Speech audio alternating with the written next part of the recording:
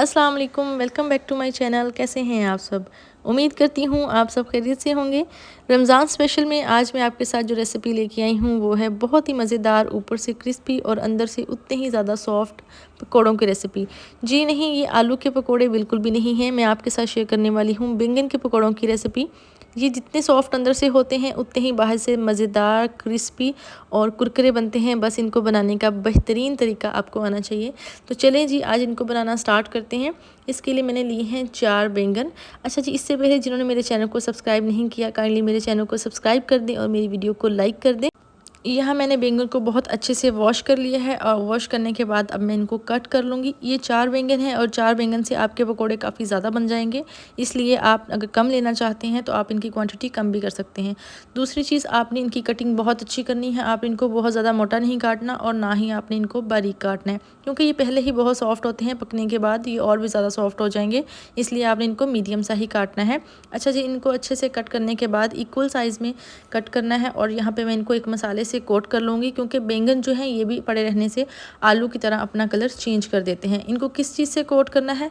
मैंने इसको कोट करना है नमक से, और इसके साथ मैं लूँगी 1 टीस्पून भर के हल्दी का। हल्दी और नमक लेने के 2 इसमें वजूहात हैं। वो क्या हैं? एक तो ये इनको कलर चेंज नहीं करने देगा, दूसरी चीज़ वो इनका जायका बहुत अच्छा बना देगा। जब हम इनको फ्राई करेंगे तो ये अंदर से फीके नहीं लगेंगे, इनका जायका बहुत अच्छा आएगा। अब हम इनको 15 मिनट के लिए रेस्ट पे रख देंगे। यहाँ हम इनका ड्राई मसाला जो है वो रेडी कर रहे हैं। मैंने एक बाउल भर के लिया है बेसन। बेसन को आपने इस्तेमाल करने से पहले अच्छे से छान लेना है, ताकि उसमें गुठलियाँ जो हैं वो ख़त्म हो जाए।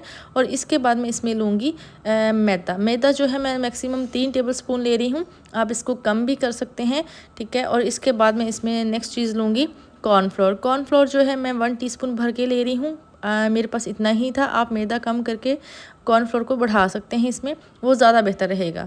अच्छा जी, इसके बाद हम ग्रीन मसाले लेंगे। ग्रीन मसालों में मैं ले रही हूँ या धनिया। आप धनिया के साथ ऑप्शनल है कि आप ले सकते हैं पालक भी, उसको भी बहुत बारीक कट करके आप इस्तेमाल कर सकते हैं। अच्छा जी, इसको बहुत अच्छे से इसके अंदर मिक्स कर लेना है। इसके अलावा मैं लूँगी इसमें ग्रीन मिर्च। ग्रीन मिर्च जो है आपने उसको बहुत बारीक बारीक चॉप करना है, क्योंकि हमने इन चीज़ों के ऊपर कोटिंग करनी है। तो कोई भी चीज़ ज़्यादा मोटी मोटी कट नहीं होनी चाहिए, सब चीज़ें जो हैं वो बारीक ही कट होनी चाहिए। ड्राई मसालों में ले रही हूँ गरम मसाला 1 टीस्पून,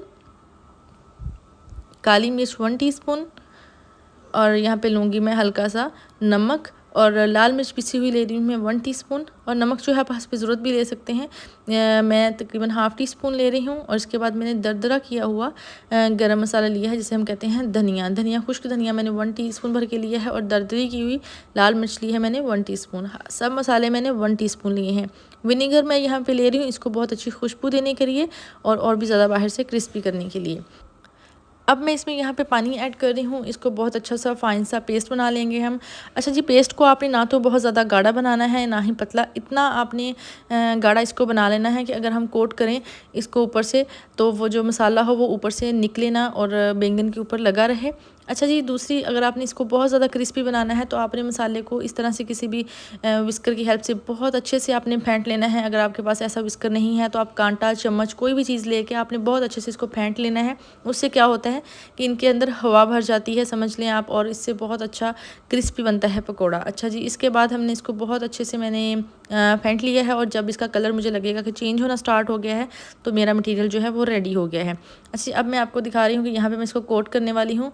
और आपने कोशिश करनी इक्वल साइज़ के 1 टाइम आप ऐड कर लें घी में, और जो ज़्यादा बड़े वाले हैं आप उनको इकट्ठे ऐड कर लें। इस तरह से आपने कोट करना है कि कोई भी इसमें कहीं कम या ज़्यादा ना लगा रहे। हल्का सा आपने झटक लेना है कि जो एक्स्ट्रा होगा मटेरियल वो उस पर से उतर जाएगा। और यहाँ पे मैं इसको फ्राई करना स्टार्ट कर रही हूँ। आपने इसको बहुत ज़्यादा गर्म घी में ऐड भी नहीं करना, और ना ही आपने ठंडे घी में ऐड करना है। तो यहाँ पे मैं सारे ऐड कर दूँगी, और उसके बाद हल्का सा आग को तेज़ कर दूँगी ताकि वो जल्दी से फ्राई होना स्टार्ट हो जाए। और ये बहुत जल्दी पक जाते हैं, मैक्सिमम 2 से 3 मिनट में आपके जो बैंगन हैं ये रेडी हो जाएंगे। ज़्यादा पकाने से इनका कलर जो है वो ब्लैक होना स्टार्ट हो जाता है, इसलिए आपने इनको बहुत ज़्यादा फ्राई नहीं करना है। तो ये देखें जी, यहाँ पे बहुत ही मज़ेदार और जायकेदार, क्रिस्पी और अंदर से सॉफ्ट जो बैंगन के पकोड़े हैं वो रेडी हो रहे हैं। और यहाँ पे अगर आपको मेरी रेसिपी अच्छी लग रही है, मेरी वीडियो अच्छी लग रही है, तो मेरे चैनल को ज़रूर सब्सक्राइब कीजिएगा, मेरी वीडियो को भी लाइक कीजिएगा। और यहाँ पे मेरे क्रिस्पी मज़ेदार पकोड़े हो गए हैं रेडी। अब मैं इनको छन्नी की मदद से छान के निकाल लूँगी। और हमेशा मैं आपसे एक बात बोलती हूँ, आप इसको डायरेक्ट किसी बंद चीज़ में या कवरिंग में मत निकाला करें। आप इसको सिंगल खाली प्लेट में निकाला करें ताकि इसका घी जो उस पर निकल जाए और उससे ये और भी ज़्यादा देर टाइम तक क्रिस्पी रहते हैं। अगर आप इसको टिश्यू पेपर में या किसी चीज़ में कवर कर देते हैं तो उससे क्या होते हैं, ये स्टीम की वजह से सॉफ्ट हो जाते हैं। तो यहाँ पे जी मैंने बस इनको सर्व कर दिया है अफ्तारी के लिए। और बहुत ही मज़ेदार हैं ये पकोड़े। और इनको आप रायते के साथ, केचप के साथ, ग्रीन चटनी के साथ, इमली की चटनी के साथ, जिसके साथ भी सर्व करना चाहते हैं आप कर सकते हैं। ये हर एक के साथ बहुत ही मज़ेदार लगते हैं। यहाँ पे मैं आपको तोड़ के दिखाती हूँ। ये देखें, इसके अंदर की लेयर इतनी लाइट है, इतनी बारीक है कि खाने में वो उतनी ज़्यादा मज़े की लगती है। और बाहर से वो क्रिस्पी सा एक जो कोट है वो बहुत ही मज़ेदार मसालों के साथ, मैदे के साथ बहुत अच्छा फ्लेवर देता है, क्योंकि हमने इसमें विनेगर भी ऐड किया हुआ है। तो उसकी वजह से भी इसका फ्लेवर और भी ज़्यादा अच्छा आ सकता है। अच्छा जी, यहाँ पे अगर आपको मेरी वीडियो अच्छी लग रही हो तो मेरी वीडियो को लाइक करें, मेरे चैनल को सब्सक्राइब करें। अपना बहुत ज़्यादा ख्याल रखें। मिलते हैं नेक्स्ट वीडियो में। अल्लाह हाफिज़।